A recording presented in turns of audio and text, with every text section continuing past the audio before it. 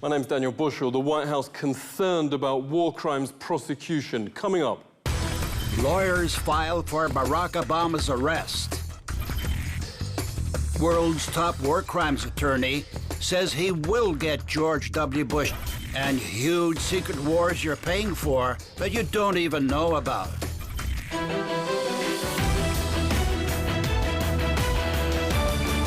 Washington's putting intense and persistent pressure to overturn war crime sentences of other countries' commanders, reveals a top judge at The Hague. Judge Frederick Harhoff says the White House is getting extremely nervous about its own crimes.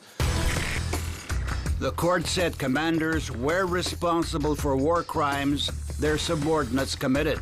But the chamber suddenly backtracked. The U.S. felt they were getting too close to their own commanders. A Malaysian court already found George W. Bush and his deputies guilty of torture and war crimes. At the trial, Mahathir Mohamad, Malaysia's ex-premier, heard from victims and witnesses and was blunt. These are basically murderers, and they kill on a large scale. The 8 convicted were John Yoo. Newsweek reports he advised Bush that whole villages can be legally, quote, massacred. The dean of Yale Law School called Jay Bybee's infamous torture memo the most erroneous legal opinion he has ever read. The National Lawyers Guild filed a complaint over William Haynes's recommendations for so-called stress positions and use of dogs against prisoners. Newsweek notes Richard Cheney's lawyer David Addington penned the key memorandum that the Geneva Convention doesn't apply to them. Alberto Gonzalez wrote that the laws against torture are, quote, obsolete and quaint. The Senate Armed Services Committee reports Donald Rumsfeld approved the, quote, aggressive techniques used in Guantanamo and black sites around the world. Richard Cheney told the Washington Times he, quote, signed off on the so-called enhanced interrogations. I don't care what the international lawyers say, we're gonna kick some said Bush, notes counter-terrorism head Richard Clarke. The world's leading war crimes lawyer was on that prosecution team. Francis Boyle sent President Milosevic to The Hague in 2001. He was the first to bring an Israeli general to court for atrocities against Palestinians. Now, his lawsuits around the world against Bush are cornering him, stopping him from travel. Professor Boyle, thanks a lot for joining us. Will you get Bush and co, even if they stay at home? Bush and the rest of them have been advised by their attorneys not to be traveling around the world. We're going to get them here, too. They killed about 1.5 million Iraqis. As for U.S. service personnel, Bush and the rest of them murdered about 5,000. That's why I think it's going to take longer, because the offenses were so grave and so extreme compared to Milosevic. What's people's reaction to you closing in on him? I think they'll be rejoicing in the streets when they're brought to justice here in America, and perhaps in other places in the world as well. Certainly Iraq, for what they did in Iraq. There's no question about that. I'm sure there'll be parades over there in Iraq when Bush and Cheney are brought to justice. George W. Bush had to cancel his first trip following the admission in autobiography Decision Points that he ordered waterboarding. He shied away from Switzerland after Swiss MPs worked on a warrant for his arrest with New York's Center for Constitutional Rights. CCR senior attorney Catherine Gallagher joins us. Thanks a lot for coming on. Now, the common response is, oh, Bush has contacts, no one can touch him. But you work with lawmakers around the globe. Why is he now cautious of traveling anywhere? The globe is this Convention Against Torture. So most of the globe is an obligation to investigate and punish George Bush. Actually, the Obama team reached out to Switzerland and sought assurances that George Bush wouldn't be prosecuted, and that the Swiss response was, we have an independent prosecutor and an independent judiciary. We can't make that promise to you. Cowboy Republic, the 6 ways the Bush gang has defied the law, lists 200 pages of White House crimes. The author of that book is former head of the National Lawyers Guild, Marjorie Cohen. Thanks very much for joining us. What are the 6 ways the Bush gang defied the law?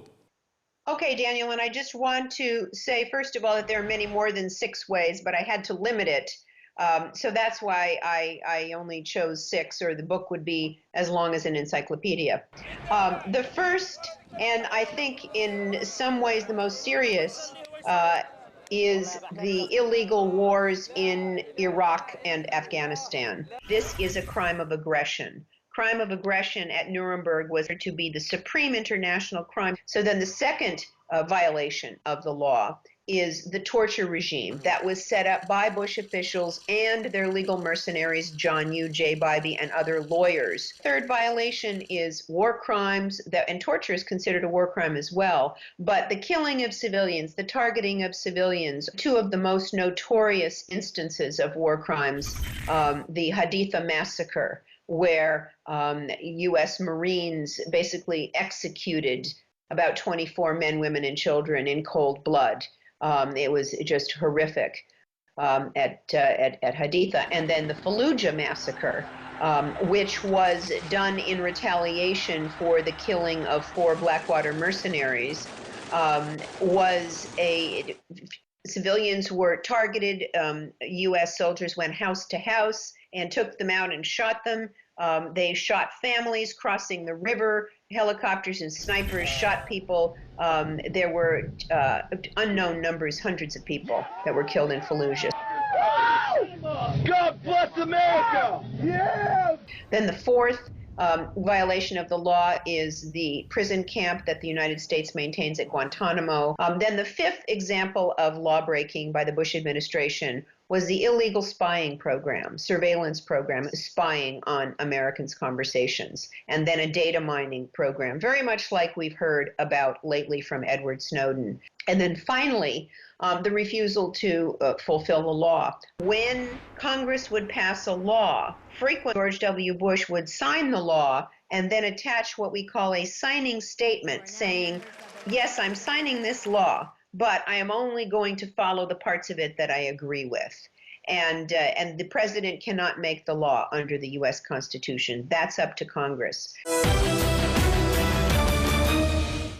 Tomorrow, when Obama lands in South Africa, lawyers have filed for his arrest for genocide. The country that went through apartheid, attack on ethnic groups classed as inferior, charges the Obama administration is now doing the exact same thing.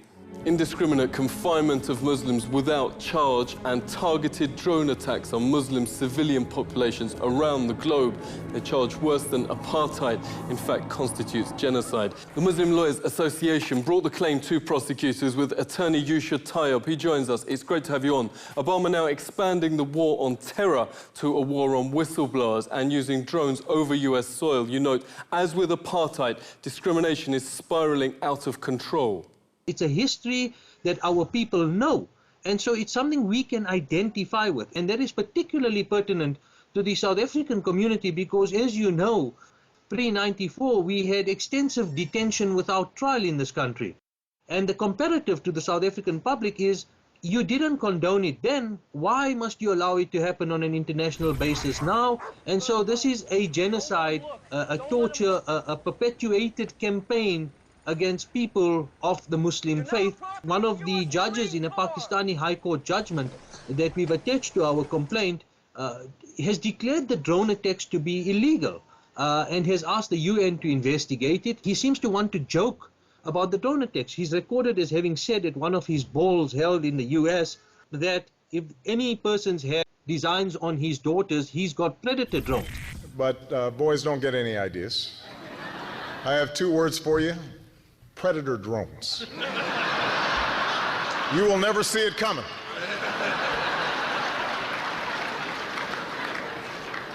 You think I'm joking? At last week's G8 in Ireland, MP Claire Daly says corporate media should stop pretending Obama's anything but a war criminal. By any serious examination, this man is a war criminal. He has just announced his decision to supply arms to the Syrian opposition, including the jihadists, fueling the destabilisation of that region and continuing to undermine secularism and knock back conditions for women. And to hell with the thousands more who lose their lives, or the tens of thousands more who will be displaced as this war goes on. This is the man who has facilitated a 200% increase in the use of drones attacks which have killed thousands of people, including hundreds of children. Transparency and the rule of law will be the touchstones of this presidency. His administration, the Washington Post says, has in fact been the most secretive since Nixon, classifying 92 million documents a year. That's even more than Bush. Former intelligence officer Scott Rickard is investigating secret, disastrous wars American people are waging in their name and funding and don't even know about. Thanks a lot for joining us. Tell us about those wars and why have they been a disaster? What people don't realize is that there's been a war for 4 years. They fought a war down through Sudan and Ethiopia and into Somalia. And then they tell us in the news that there's been a terrible drought and 250,000 people have died. When in fact, what had happened is that all the food supply and all the water supply was basically wiped out. And so they're left to die in the desert because now they're going and developing the oil fields in this new country created South Sudan. And then when it comes to war crimes using weapons of mass destruction.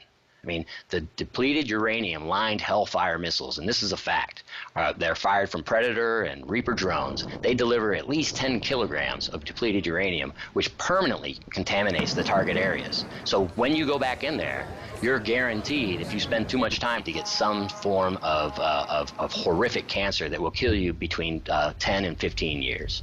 That's how poisonous this stuff is. And we've got a lot of our soldiers around this stuff that are dying, but they don't talk a lot about it. It's like our generation's Agent Orange. I call him Obama the Odious. Then you've also got these secret kill lists by Obama. You've got the legal wars in Libya and elsewhere.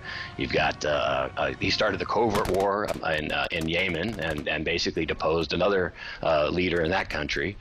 You've got enormous mercenary presence in Iraq. Sitting presidents are harder to stop. Lawyers say they may have to wait till Obama steps down. Bush and his officials are effectively prisoners in their own country, fearful of arrest if they travel abroad. For the victims of their crimes, that's not punishment enough. This is The Truth Seeker.